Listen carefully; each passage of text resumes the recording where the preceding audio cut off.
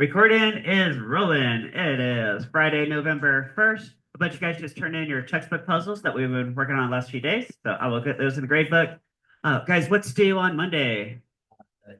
Yeah, your take-home quiz. So everybody's got a take-home quiz. All right, and you guys are copying down this table for a Turntable Friction Lab. You guys have a bunch of materials on your desk. There's a turntable, right? So because you guys what I'm looking for here in a minute, right? Right before I get to that, I want to fill in a couple other details. All right, so one is on your guys' quizzes. I think we covered all the questions except possibly for now. Some of you guys have they're slightly different versions. Some of you guys have a conceptual question that involves tides, so I want to make sure we do it kind of explicitly cover this one. Right. So what's the main driver of tide? Why are there tides? Right. So you guys know like high tide, low tide. Guys, if you go out to the beach, there's how many high tides every day? About two. Yeah, two high tides, two low tides. Right. It's cyclical, and this has to do with gravitational interactions, mostly with the moon. Right. Now, I think all right, here let's just start with this. Right, so it has to do with the fact that there's a surface of the Earth closer to the moon, and there's a surface of the Earth that's further away from the moon. Hence a stronger and weaker gravitational pull. Right. The moon also feels tides in effect. Right. Did you guys ever notice that if you look at the moon, isn't only you only ever see one side, right? People never actually saw the far side of the moon until after 1957 because we never sent anything into space before 1957, so we had no idea, right?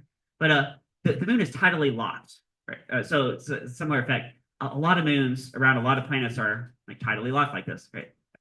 And for the Earth, we see our oceans like bulge up like twice every day because there's a strong side and weak side. So the math of this has to do with if you take a ratio of what's the gravitational what's this distance, the far distance and the close distance. If you take that ratio and then run the gravitational equation, right? There's different gravity forces, right? Now, I think another calculation we did in the past few days is we compared the gravitational force between the Earth and the Moon to the gravitational force between the Earth and the Sun. You guys, which of those forces was way, way bigger, like 100 times bigger? Yeah, the force to the Sun, right? Guys, is there a tidal effect also from the Sun? Yeah, a little bit, right? But not as much as the Moon. Hey, why is that the Moon is the main driver of the tides? Yeah, there's a little effect from the Sun, but hardly much. Even though the gravity force from the Sun is like 100 times as much. Why is that? Yeah, because the Moon is so much closer to the Earth, right? The Sun is so far away that if you take the ratio, what's the close side of Earth to the Sun and the far side of Earth to the Sun? That ratio is almost 1-to-1. Compared to the Moon, it's a more significant ratio, right? So that's why. All right, so there you go. I think that'll answer that question with the tides. Right. Another idea I want to make for sure you guys get, because it's kind of related to what we're doing today, is suppose I have a ball on a string and I'm throwing around in a horizontal circle. So you guys see from our point of view, I'm up in a helicopter looking straight down. Like here's a guy in the center, right? He's holding this string. He's got a horizontal circle. You guys see that? Right? This ball has a tangential velocity, maybe in that direction at that snapshot right there. Right? Suppose this guy lets go with the string. Just make sure you guys are getting the concept. Guys, this guy lets go with the string. Which direction does that ball fly off? And I'll give you guys a couple of multiple choice options. As soon as he lets go of the string, does the ball fly off path A straight away from him or path B along its tangential velocity? Right? Show hands. How many guys think the ball? Here's the ball on the string flying around circle. Let's go right exactly at that moment. Show hands. How many guys think it flies straight away? Who says straight away? Option A. Right. Who says follows path B? It's going to go tangent to its motion. Yeah, there's my winners right there. All right. All right, you guys got it. All right. Make sure you guys get that. Right. Because now this is a point mass on a string, like a ball on a string, right?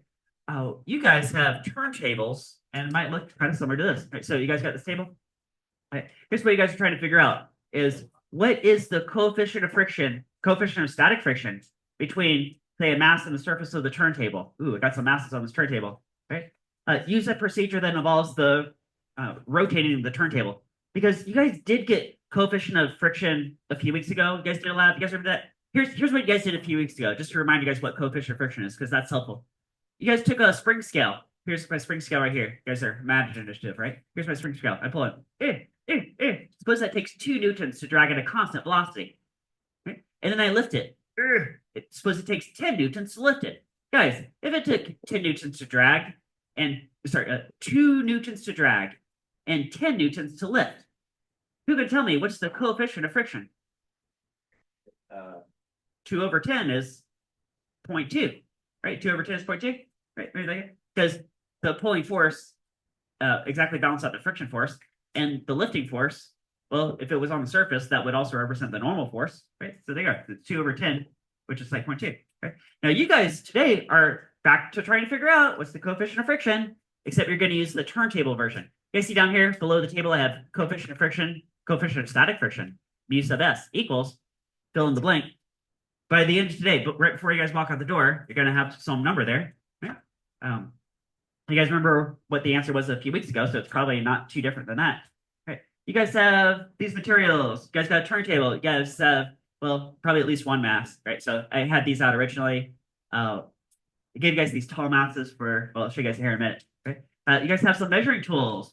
Right? You guys have a ruler. Hey, maybe you can measure the radial distance from the center. Right? You guys have a protractor. Maybe you can measure how far does this turn, right? Or alternatively, you could just count revolutions and convert that to the angle you need, right? You guys have a stopwatch to measure maybe, hey, how much time does it take to turn so far, right?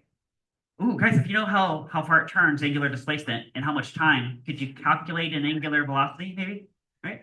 Right. So these are your tools. Oh, you guys also have a speed gate. Now, this is actually what the tall mass is for, is that if you want to get a linear speed, you could have it go through the speed gate. Now, this is kind of extra. There's more than one way to do this lab. I gave you guys a blank table for a reason, or had you guys copy a blank table for a reason. I was debating, like, I do have a pre-printed version of this table that has variables and units filled out. Should I just run that through the copier and throw that to you guys? But I'm going to challenge you guys today. So see if you guys can figure out variable, unit, what variables are you going to record, what units are those measured in, what variables maybe do you have to calculate so that ultimately you can figure out the coefficient of friction, okay? Okay. Right. Here's a type procedure you might use, something like this. So got this mass on this turntable. It's been this kind of slow. Hey, look, it's stuck to the surface. Guys, what force is holding that mass to that surface? Friction. Okay. Spin a little faster. It's still stuck. Spin a little faster. At some point, that turntable slide, or that mass slides off the turntable. Right? Now, I'm trying to maintain a constant angular velocity that corresponds to the angular velocity where it was sliding off. Right?